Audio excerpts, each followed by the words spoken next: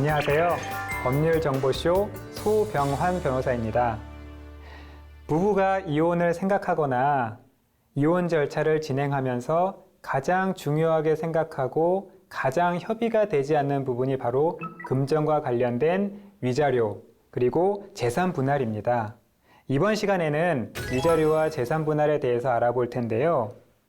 먼저 위자료입니다. 위자료란 상대방의 불법 행위로 인해 발생한 정신적 손해에 대한 배상을 의미합니다. 여기에서 불법 행위를 이혼에서는 귀책 사유라고 보시면 되는데요.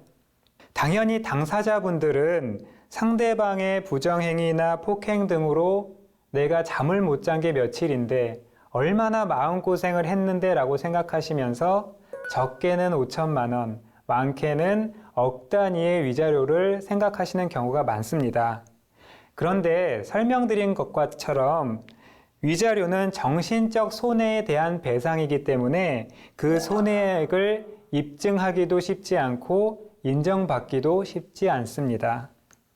그런 이유로 실무적으로는 위자료는 보통 3천만 원 내외로 정해지고 있습니다.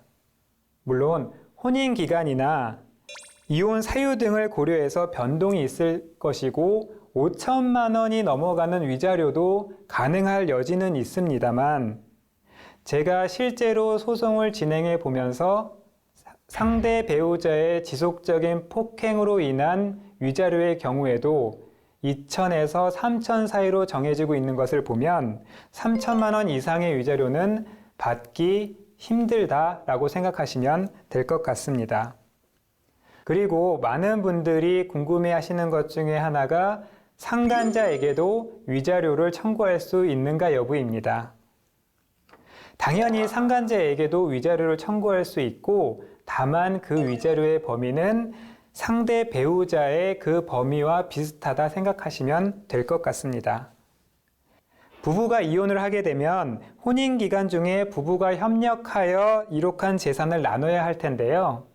이혼 이후의 정상적인 생활을 위해서 그리고 경제적 능력이 없는 일방을 위해서도 반드시 필요한 절차입니다. 재산 분할의 경우에는 위자료나 재판상 이혼과는 달리 유책 배우자에게도 그 청구할 수 있는 권한이 있습니다. 위자료가 손해배상이라서 그 과실 유무가 중요한 반면에 재산 분할의 경우에는 그 목적이 혼인 재산의 청산 및 부양이 그 목적이기 때문입니다. 그렇다면 재산 분할의 대상이 되는 재산은 어떤 것이 있을까요? 쉽게 말씀드리면 부부의 협력으로 이룩한 모든 재산이 재산 분할의 대상입니다.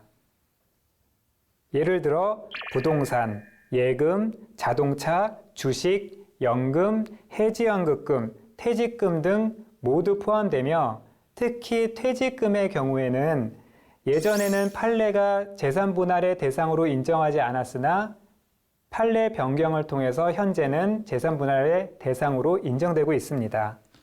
동산의 경우에도 당연히 재산이기 때문에 재산 분할의 대상이 되는데요. 다만 동산의 경우에는 그 존재나 그 가치를 입증하기가 쉽지 않은 점 주의하셔야 합니다. 따라서 동산은 재산 분할 이전에, 다시 말씀드리면 이혼 이전에 먼저 확보하시는 노력이 필요한 것입니다. 또한 적극 재산인 뿐만 아니라 소극 재산, 즉 채무도 재산 분할의 대상이 됩니다. 예를 들어 아파트의 가치에서 근저당 설정된 비용을 뺀 순재산이 재산 분할의 대상이 된다 생각하시면 됩니다. 또한 투교재산이라는 개념이 있는데요. 혼인 이전에 이미 가지고 있던 재산이나 혼인 중에 상속이나 증여를 통해서 상대 배우자의 협력 없이 생성된 재산을 투교재산이라고 합니다. 투교재산은 원칙적으로 재산 분할의 대상이 되지 않으나 향후 배우자의 협력이 기여한다면 이 역시 재산 분할의 대상이 됩니다. 그러면 그 재산을 과연 어떻게 나누게 될까요? 이때 확인하셔야 되는 것이 바로 기여도입니다. 재산의 유지 및 증식에 협력하고 감소를 방지한 기여를 고려한다는 의미입니다. 그 기여도를 판단할 때에는 재산의 성격이나 가사, 생활비 분담, 혼인 기간, 재산 규모 등을 모두 파악하게 되는데요. 맞벌이 부부의 경우에는 대등하게 기여도가 책정이 되는 게 일반적이고, 다만 주부의 경우가 좀 고려할 사항이 많이 있습니다. 예전에는 주부의 기여도를 30에서 40% 정도 인정을 해줬고요.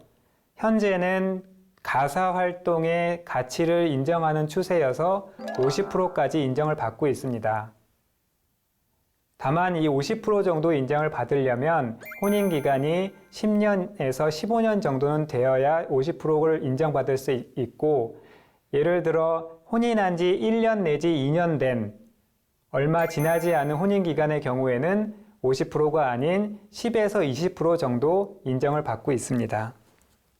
또한 재산의 규모도 기여도에 어느 정도 영향을 주는데요. 재벌처럼 수천억의 재산이 있는 경우에는 혼인 기간이 아무리 길어도 50% 인정받을 수 어렵다 할 것입니다. 가장 중요한 점은 상대방에게 어떤 재산이 있는지 확인해야 된다는 점입니다. 재산 분할 과정에서 상대방이 자신의 재산을 이미 소비해 버리는 경우에는 향후에 재산 분할 결정이 나오더라도 그 실익이 없는 경우가 있습니다. 이런 경우를 방지하기 위해서 상대방의 재산에 가압류나 가처분을 할 필요성이 있는데요. 이 시기는 이혼 신청이나 재산 분할 신청하는 동시 또는 그 전에도 가능하다는 점 잊지 마시고 꼭 활용하시기 바랍니다. 그리고 재산 분할 신청의 경우에는 이혼 과정에서 함께 진행하셔도 되지만, 만약에 별도로 진행하시는 경우에는 이혼 성립일로부터 2년 내에 진행하셔야 한다는 점 잊으시면 안 됩니다.